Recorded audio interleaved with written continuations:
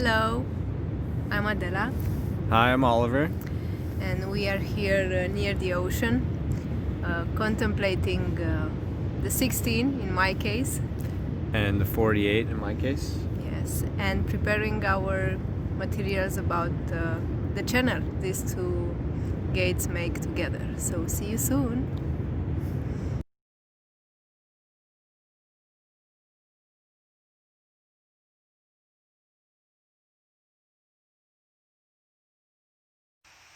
So, here we are back again. This time we decided to film near a lake. The water inspired us a bit this week. Lake Quinault Lodge, Central Olympic Peninsula in Washington. Sorry about the glasses. It's really sunny, and I would rather have the sunglasses than squint. Adela forgot her sunglasses, so. Yeah. Well, so here we are talking about the channel 1648. I have the 16, it's the placement of Jupiter, my pearl, um, and you have 48, it's activating the moon. So, do you want to start No. about your 48? No. Okay. uh, then I'll go. It was interesting for me, and I think for both of us this week, contemplating these two activations that we each saw in each other the other one's key. I felt I have 48 many times, and Oliver felt he has 16 active many times, and that's what was quite interesting because yeah, we each have the other one active. So I find that my 16, the one that goes from indifference to versatility and mastery, my 16 many times gets tuned into knowledge and to wisdom, and I've been called even by you many times to be wise, while as I saw in your case, I see how easily you can adapt to new situations. So it's interesting how we mirror that in each other. Yeah, the adaptability is something I feel like I've always uh, had. I wouldn't say I've really ever mastered anything, which is actually w- one of my main learnings in life is I don't know what the true path to ultimate success, whatever that success may be, is if it's through mastery of one or many small things or adaptability and robustness in many things. I've always just kind of done the latter, just be adaptable and uh, just good and decent in many things, but never excellent or a master in any one thing. Um, so I guess mastery is one thing I would like to try, but in terms of the adaptability, I think adaptability is something everyone can really learn from. I think a lot of times people in life will be put in certain situations where the things that they've done and the things that they've known and the ways that they've gone about their life doesn't always apply to a new place and to a new setting. The perfect example I can give for this is I lived in Orange County, California most of my life, and in the final years I was living near the beach, and I was um, I was surfing and basically adapting to the environment around me. But when I moved to Washington, obviously that wasn't really an option. So I took out mountaineering, started snowboarding a lot again, and hiking, and yeah. And I think that's really that's a good sort of segue for anyone. It's you have to adaptability is something that everyone I think has room to strive for. And I think it's interesting to see how the resourcefulness plays in your case too. It's like not only to adapt, but to have the right resources for adapting in a certain situation. So maybe knowing stuff or owning stuff or developing stuff and having the resources to evolve and to adapt. Yeah. I try, but yeah, again, it's I definitely don't feel like I'm a master, and I often feel like I'm not wise either. I feel like you're quite the wise one, always trying to peer into the unknown and the less talked about. And, you know, this video, for example, matters of the heart and matters of what our gene keys say. uh, Adela is so poignant and so good at just sort of, she is kind of a master at reading people and trying to understand what they're about and really taking an interest. And I think um, that's one of the reasons why, you know, I saw wisdom in you through the mastery of the things that you do, right? Your mastery of astrology, your Mm, mastery of different things that you've done. And um, yeah, it's these two keys I think really reflect off each other really well. It's yep. you can't really have one without the other. Yeah, we were. This was interesting this week for us that we saw this mirroring in each other. What I can say I saw in you was a connection with the intuitive part. Like you you have a badass intuition, and Mhm. 48 is a gate that's in the spleen center, and it's very attuned to intuition and to following that gut instinct. And many times, even if I'm the one who's the splenic projector and my intuition should be better sometimes, I'm impressed that actually Oliver, I don't know how he does it, but he just knows. He's like, no, we won't go there tomorrow, it will rain. How does he know? And then it I happens. like Or a Google. yeah, but yeah, the resources. You use the The resources. resource. Yeah, but I mean, like in moments when you couldn't do that, like Yeah. just knowing, okay, let's go right and not left. So yeah, that I was impressed by that. What I find very specific for the 48, as I want to make the video a bit general, not just Yeah. about us. You're right. 48, usually people with 48 go very deep in the process of knowing and self-knowing, and they dig deep. And I think this is why we change from making the video near the ocean to a lake, because many times being a spleen center gate, it can be quiet, so it knows much more than it actually shows or than it actually says. And yeah, so for those of you who have 48, I usually tell this to my clients whenever I see these gates. You go very deep into understanding the matters of the soul and the matters of the mind.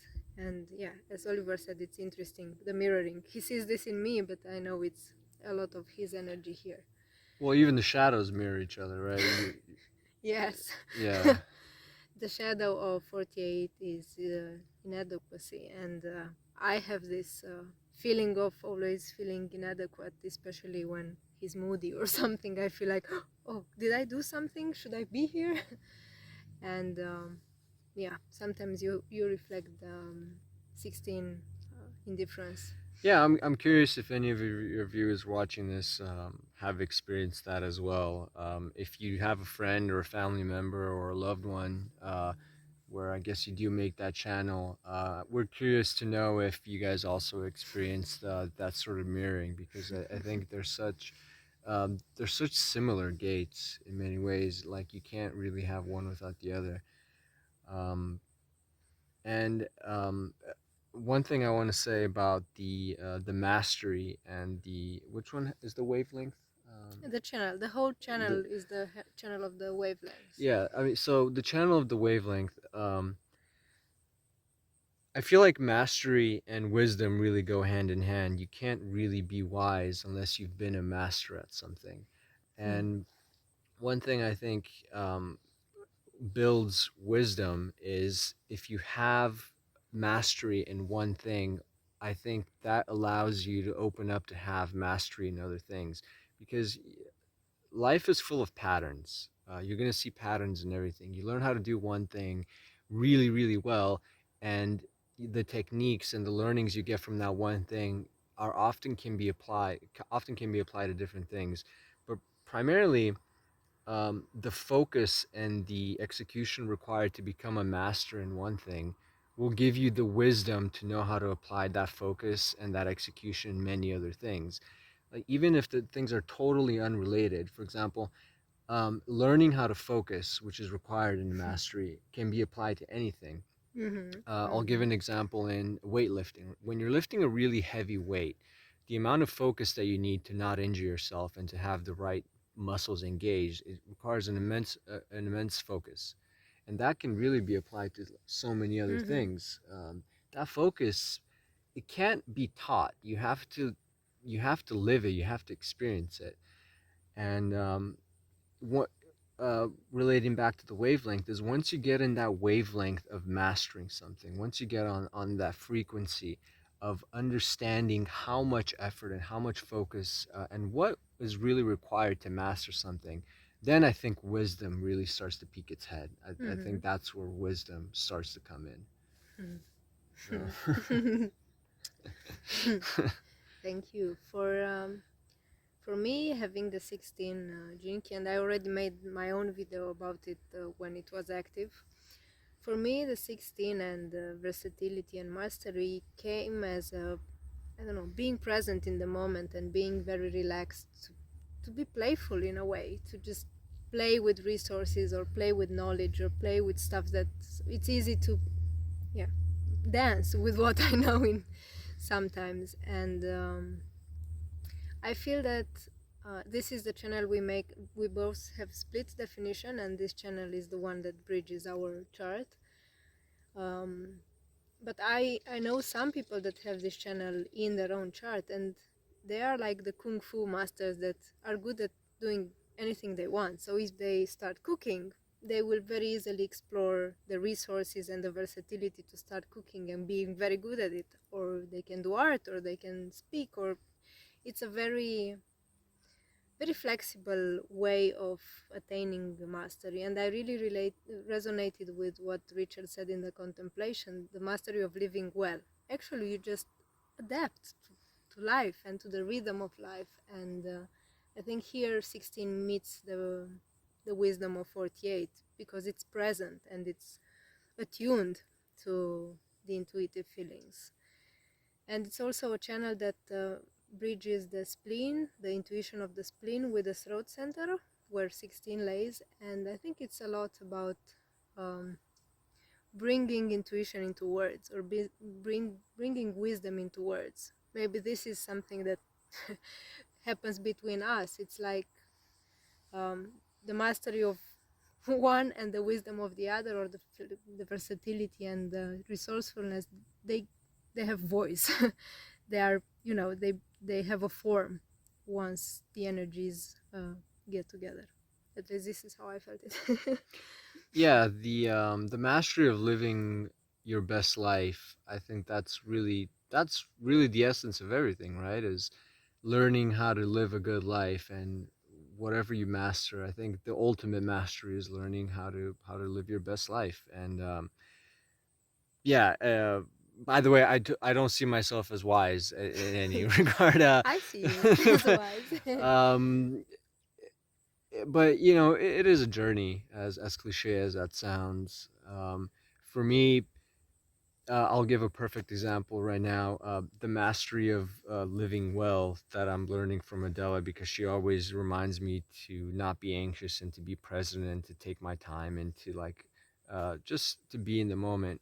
Um, my my my diabetic sensor just crashed, and you know, it causes a lot of anxiety for me because I'm not getting my readings to my phone, and here we are hundreds of miles away from home. And you know, normally this is a work day for me, and normally it's you know, I would have a lot of anxiety for it, that I, you know, it's a day I took off from work and stuff. But um this is like the kind of exercise that I guess most people wouldn't really think to put themselves through to fix the wounds that they have, the my wounds of anxiety and you know, not being present and not being patient. I think um, in many ways, I think I'm I'm trying to master that right now. I'm at work trying to master patience and how to be in the moment. And And how to during this video, trust the gut feeling, or like what your body tells without a sensor. Like, how does your body feel without being connected to Yeah. anything? Yeah. So yeah, we are still contemplating it. We are still working on it, but these were the insights we wanted to share now. And if you have this channel, please let us know how it feels for you, or if you have one of the gates, and yeah, engage, engage, and make us wiser and more versatile. And if you felt the mirroring with anyone, that's what I'm really curious about. Mm-hmm. But yeah, I mean, I hope you guys got something interesting out of it. If not, at least a decent view of No Lake Quinault. trespassing. No trespassing. We're on this little dock. Um, yeah. Okay, thank you. Yeah. Thank you. Thank you. Thank you. Bye.